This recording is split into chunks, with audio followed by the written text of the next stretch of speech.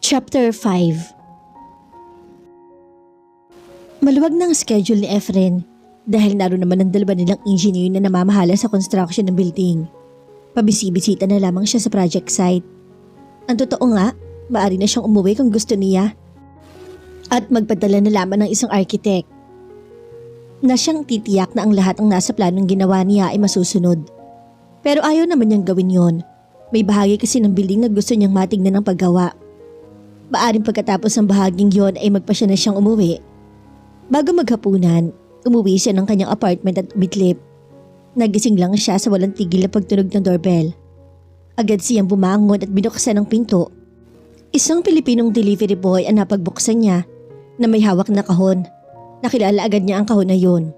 Yun ang kahon ng cellphone na pinadala niya kay Rosa. "Magandang tanghali po, sir. Kayo po ba si Mr. Domingo?" Tanong niya sa lalaki. "Ako nga. Babalik po namin sa inyo itong pinadala niyo sa Pilipinas. Ayun po sa branch namin doon ay iba na nakatira sa address na nakalagay dito." "Iba?" "Opo sir. Sabi daw po ng bago nakatira ay pinagbili sa kanila ng dating may-ari ang bahay na yon." Hindi siya nakakibo. Pinipirmahan sa kanya ng lalaki ang isang resibo at saka binigay sa kanya ang kahon. Umalis na rin agad ito. Nagbalik siya sa kama na nagtataka. Bakit pinagbili ni Rosa ang bahay ng mga to at saan kaya ililipat? Parang gustong sumakit ng kanyang ulo, bakit basta na lang nawawala si Rosa nang hindi mo lang pinapaalam sa kanyang dahilan. Muli siyang nahiga. Sakbibi pa rin ang pagtataka sa pag-alis ni Rosa nang hindi man lang nagsasabi sa kanya. Paano na niya ito makikita at makakausap? Gusto niyang magalit sa kasintahan. Para kasing baliwala na siya dito sa ginawa nitong pag-alis ang hindi nagsasabi sa kanya. Nagring ang kanyang cellphone.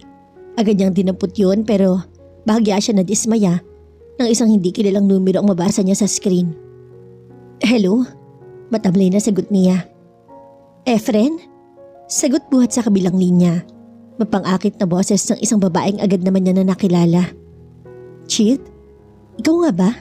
Tanong niya. "Ako nga. Salamat naman, kilala mo pa pala ako." "Bakit naman hindi? Pero nasan ka ba?" "Narito ako sa Singapore." "Talaga? Kailan pa?" Tanong niyang bahagya ng sumigla ang boses. "Kaninang tanghali lang. At heto nalulungkot na agad ako dahil nag-iisa lang naman ako. Baka naman pwede mo akong samahang mag-dinner para makakain naman ako ng husto." "Sure, nasan ka ba?" Sinabi nito ang pangalan ng hotel na tinutulian nito. "Hintayin mo ako dyan. I'll be there in an hour." "Make it 30 minutes naman. Huwag ka nang tumawad. Gusto ko kasing magpagwapo ng gusto para sa'yo. Para naman gwapo ang kadate mo." Natawa naman ang babae. "Okay, bababa ako sa lobby after an hour para hindi ka na magtatanong pa sa counter." "Okay, see you. Bye." Biglang napalis ang kanyang mga iniisip tungkol sa kasintahan dahil sa tawag na yun. Malungkot din naman siya dahil nag-iisa lang siya doon. Masigla na siyang nagtungo sa bathroom para maligo. Pagpasok niya sa lobby ng hotel ay natanawan agad ni Efren si Chit na nakaupo sa isang mahabang sofa at nagbabasa ng magazine. Nakita rin siya nito kaagad na tumayo at masaya siyang sinalubong. Yumakap agad to sa kanya at walang pangingiming hinigkan siya sa mga lobby. Kahit maraming tao sa lobby. Niyakap din naman niya to at tinugon ng halik. "Lalo kang gumawa pa dito sa Singapore," sabi nito nang magbitaw sila. Natawa siya. "Bakit? Sa Pilipinas ba hindi ako gwapo?" Natawa naman silang dalawa. Saglit niyang hinagod ng tingin ang babae. Talaga napakaganda nito. Bumagi dito ang suot na bestidong kulay old rose. Ikinawit ng babae ang isang kamay sa kanyang braso at hinila na siya nito patungo sa isang restaurant sa loob mismo ng hotel. "Dito ba tayo kakain sa hotel?" Tanong niya. Napahinto sa paglakad si Chit. "Bakit ayaw mo?" "Mas gusto ko sa labas kumain. Hindi ko pag-aanong nalilibot tong Singapore eh. Ngayon lang kasi ako napunta dito." "Pareho lang tayo. Sige, sa labas na tayo kumain. Pero may alam ka bang restaurant na masarap ang pagkain?" "Wala, pero madali lang maghanap. Maglakad na lang tayo. Mukha kasing marami namang makakainan sa paligid nitong hotel eh." "Okay, you're the boss." At lumabas na sila ng hotel. Hindi naman sila nahirapan maghanap ng makakainan. Isang Thai restaurant ang kanilang pinasok at natuklasan nilang masasarap ang mga pagkain doon. Hindi nilalayo ang lasa ng mga ulam sa mga lutuing Pilipino. Isang luto ng karne ang in-order nila, hipon at isang gulay. Parehong strawberry juice ang kanilang inumin. Anong ginagawa mo dito sa Singapore? Tanong niya sa babae nang matagal-tagal na silang kumakain. Pinupunta kasi ako ni Papa dito para kausapin yung dalawang Singaporean na gusto magpa-imprenta sa amin ng maraming libro. Nasa printing business ang pamilya ni Chit. Ang imprenta ng mga to ay isa sa pinakamalaki sa Pilipinas. Nakausap mo na ba sila? Hindi pa. Kararating ko lang naman kaninang umaga eh. Bukas siguro. Sana ma-close mo ang deal. Pray for me. Kailangan pa ba? Ikaw pa ang galing-galing mo? Natawa naman ang babae. Bakit nag-iisa ka lang? Hindi ka nagsama kahit isa sa mga kapatid mo o kaibigan? Naku, puro busy ang mga kapatid ko. Ganoon din ang mga friends ko kaya napilitan akong lumakad na mag-isa. Magtatagal ka ba dito? Depende kung ma-close ko agad ang deal. Uuwi na rin agad ako. Kung hindi, malamang na magtagal pa ako. Good. Para naman may kasama rin ako dito. Malungkot din ang nag-iisa eh. Sinabi mo pa. Anong gusto mong gawin pagkakain natin? Maggagala na lang tayo. Okay. Pag-uwi ni Efren ng hapong iyon ay may inabot na sulat sa kanya ang lalaking nasa counter. Bumilis ang tibok ng kanya puso nang mabasang galing yon kay Rosa. Mabilis siyang nakaakyat sa kanyang unit at nang makaupo sa kama, sabik na pinilas ang sobre sa isang dulo. Naisip niyang masasagot na marahil ang sulat na yun ang lahat ng mga katanungan na sa kanyang isip sa biglang pagkabala ni Rosa. Nang mailabas ang sulat mula sa sobre, sabik niyang iniladlad yun at tinunghayan. Efren? Marahil ay malayo na ako sa pagbasa mo ng sulat na to. Patawarin mo ako dahil natutong magmahal sa ibang puso ko. Malaya ka na. Huwag mo na sana akong hanapin pa muli. Patawad. Rosa. Agad na nagdilim ang kanyang mga mata. Minsan pa niyang binasa ang laman ng sulat dahil parang hindi siya makapaniwala sa nilalaman niyon. Pero malinaw ang nakasaad sa sulat. At malinaw na sulat yun ni Rosa. Parang puputok ang kanyang dibdib sa malaking galit. Nalumukos niya ang sulat at galit na inihagis yun. Parang gusto niyang magwala. Pinagsusuntok niya ang kutsyon habang minumura si Rosa. Saan siya nagkamali? Paanong nagawa ni Rosa ay pagpalit siya sa ibang lalaki? Anong naging pagkukulang niya? Naramdaman niya ang pagkawala ng mga luha sa kanyang mga mata. Napakasakit ng ginawa sa kanya ni Rosa. Minahal niya to ng labis sa kabila ng pag-ayaw ng kanyang mga magulang dito. Para sa kanya, handa niya tong ipaglaban. Kahit itakwil siya ng mga magulang at alisan ng mana. Alam ni Rosa ang mga bagay na handa niyang gawin para lamang mapatunayan niya na mahal niya to. Ngayon, alam na niya kung bakit nagpalito ng numero. Kung bakit umalis sa dating tinitirhan. Kung iniisip mo nga habol-habulin kita, nagkakabali ka, Rosa. Patutunayan ko sa ginawa mo'y ikaw ang mawawalan at hindi ako. Kinuha niya ang kanyang cellphone sa bulsa at agad na tinawagan si Chit. Nakontak naman niya agad ito. Chit, nandiyan ka ba sa hotel? Oo, bakit? Puntahan na kita dyan. Nag-iisa ako dito sa apartment eh. Masyadong malungkot. Punta ka na dito. Sabi ko naman sa'yo pag nalulungkot ka, narito lang ako. Okay, mililigo lang ako at tutuloy na ako dyan. Nag-dinner sila sa labas ng gabing iyon. Halatang halata ni Chit ang kalungkutang pilit ikinukubli ni Efren. May palagay siyang natanggap na nito ang sulat na ginawa ni Rosa na pinadala dito ng mama nito. Bakit ba parang malungkot ka? Kunwari pansin niya sa lalaki habang kumakain sila sa isang restaurant na malayo na sa hotel na kanyang tinutuloyan. May problema ka ba? Napabuga ng hangin si Efren bago hindi nagsalita. Efren, narito ako't nalulungkot pero inalo mo ko. Sinamahan sa pag-iisa. Ngayong ikaw naman ang may problema. Narito ako para damayan ka. Bakit hindi mo sabihin sa akin kung ano man ang problema mo? Huwag dito. Mamaya, pagkakain natin, magkakalalakad-lakad tayo at dun ko sasabihin sa iyong problema ko. Napangiti si Chit. Ito na marahil ang pagkakataong hinihintay niya para tuloy ang mabaling sa kanyang pagtingin ni Efren. At wala siyang balak na palampasin ang magandang pagkakataong to. Pinadali niya ang pagkain kaya pati si Efren ay nagmadali na rin. Pagkakain ay lumabasan sila ng restaurant at saka naglakad-lakad. Sinimulang ikwento sa kanya ng lalaki ang tungkol kay Rosa. Kung paano nito minahal ang kasintahan hanggang sa ipagpalit ito ng babae sa ibang lalaki. Galit na galit ito. Suklam na suklam kay Rosa. Kaysa sa mga salitang lumabas sa bibig nito para sa kasintahan. Ang mabuti pa doon tayo sa suite ko, Efren. Doon natin pag-usapan ng problema mo. Huwag ka mag-alala at tutulungan kitang makalimot sa masakit mong kabiguan. Pumayag naman agad si Efren. Nagtaksi naman silang pabalik sa kanyang hotel suite. Pagpasok nila ng kanyang suite, agad niyang niyakap ng mahigpit ang lalaki at saka hiniganto sa mga labi. Kiniskis pa niya ang harapan sa harapan ng lalaki. Nadarang naman agad si Efren at ilang saglit pa, tinutugan na nito ang kanyang mga halik. Huwag ka nang umuwi ha, sabi niya sa lalaki nang saglit ay maghiwalay ang kanilang mga labi. Yan talaga ang bala ko kung papahayag ka. Nakangisi namang sabi nito. Basta ikaw kahit ano, papayag ako. Sabi niya na nakangiti ng mapang-akit. Dumilat si Efren. Nilingon ang katabing tulog na tulog.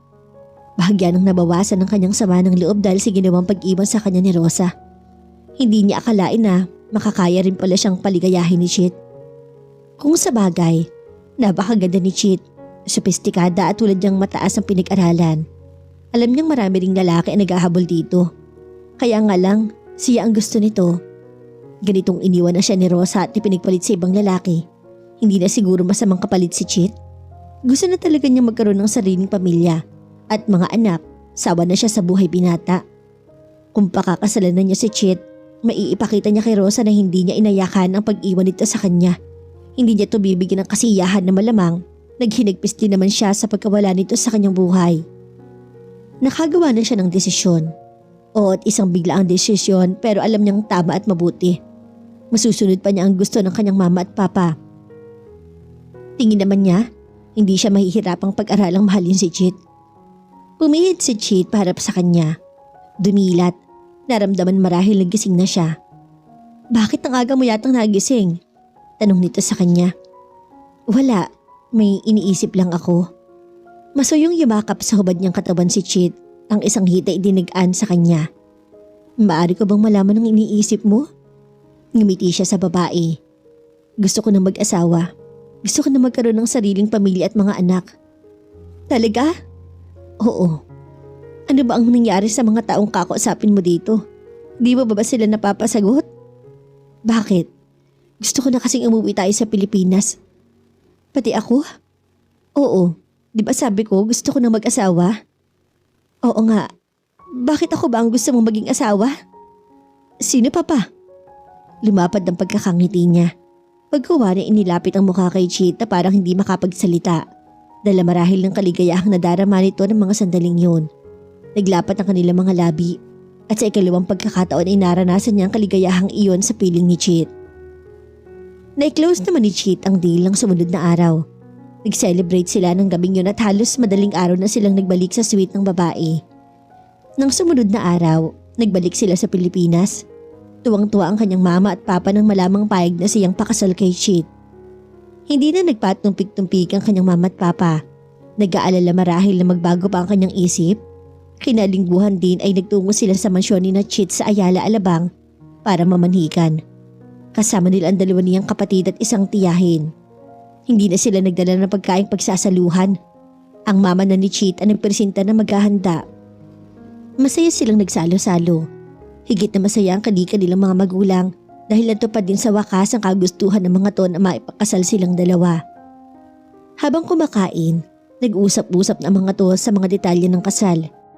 Pinag-uusapan na ang kanilang magiging mga ninong at ninang. Pawang malalaking tao ang mga pangalang sinasabi ng mga to. Hindi naman sila sumasali sa usapan. Basta masaya lamang silang kumakain at nagsusubuan pa kahit kaharap ang kanilang pamilya. Matapos ang masaganang hapunan ay nagtuloy pa sa sala ang mga matatanda para pag-usapan pa ang ilang detalye ng kasal. Sila naman ay nagtuloy sa hardin para masolo nila ang isa't isa. Naupo sila sa isang metal bench sa ilalim ng isang malagong puno malapit sa swimming pool. Pupunta nga pala ako sa Baguio sa Saturday morning, sabi niya kay Chit. Baka gusto mong sumama, overnight tayo. Bakit? Anong gagawin mo sa Baguio? Kakausapin ko yung best friend ko nung nasa college pa ako. Si Jake, kukunin ko siyang best man sa kasal natin. Sumama ka para makilala mo din siya. Doon tayo sa hotel niya matutulog. Hotel niya? May hotel ang kaibigan mong to? Oo, isa sa mga sikat na hotel sa Baguio actually. Big time naman ang kaibigan mong to. Paano siya nagkaroon ng hotel sa edad niyang to? Actually, hotel yun ng kanyang papa. Pero nung magpa siya ang kanyang papa na sundan ng kanyang mama sa Germany at doon naman nirahan, iniwan sa kanya yung hotel. Kakagraduate pa lang niya noon sa kolehiyo pero nagawa niyang paunlarin at makilala ang hotel. Sa tuwa ng kanyang papa, pinamana na sa kanya yun. Wow, big time talaga siya. O ano, sasama ka ba? Hindi ako pwede sa Saturday, may mga tao akong kakausapin eh. Mga foreigners. Why not make it Sunday para nga makasama ako? Hindi pwede eh. Gusto ko narito na ako sa Sunday para makapagpahinga naman. May pasok na kasi sa Lunes at marami ako nakatambak na trabaho. Sorry, hindi ako makakasama. Pero some other time, bago tayo ikasal, punta tayo ng Baguio para makilala ko naman si Jake. Okay. Maya-maya ay naramdaman niya ang isang kamay ni Cheat sa kanyang mga hita. Napatingin siya dito at nagtamang kanilang mga mata. Unti-unti niyang tinawid ang maikling pagitan ng kanilang mga mukha. Nagdaop ang kanilang mga labi para sa isang mainit at mapusok na halik. 4:00 pa lang na madaling araw, gising na si Efren. Nakapaligo na siya at nakapagbihis ng pamanaog dala ang isang bag ng kanyang damit at ilang personal na gamit. Nababaan niya sa komedor ang kanyang mama at papa na nagkakape. Humalik siya sa kanyang mama at inipik sa balikat ng kanyang papa. Pagkuhan, inagtimpla din ng kape. Hindi ka ba muna mag-aalmusal, iho? Meron naman tayong tinapay dito at mabilis lang kitang maipagpiprito ng bacon at ham. Hindi na huma, nagmamadali ako eh. Sa daan na lang ako mag-aalmusal. Bakit hindi mo niyaya si Cheat para naman makilala niya ang kaibigan mo? Yun naman pala ang kukunin mong best man, tanong ng kanyang papa. Hindi pwede si Cheat ngayon, papa. May mga tao raw siyang kailangang kausapin. Pero nagpaplano na lang kami ng lakad doon bago kami ikasal. Gusto ko rin namang makilala niya si Jake bago kami ikasal. Tumango ang kanyang papa at inubos naman agad niya ang kape. Gusto na niyang makaalis para makarating siya sa Baguio bago mananghali. Muli siyang humalik sa kanyang mama at nakipagkamay sa kanyang papa. Saka lumabas na siya at tinungo ang kanyang kotse. Ilang sandali pa at nasa labas na siya. Kumabay siya sa kanyang mama at papa na nasa may pinto. Sa kanya pinatakbo ang sasakyan.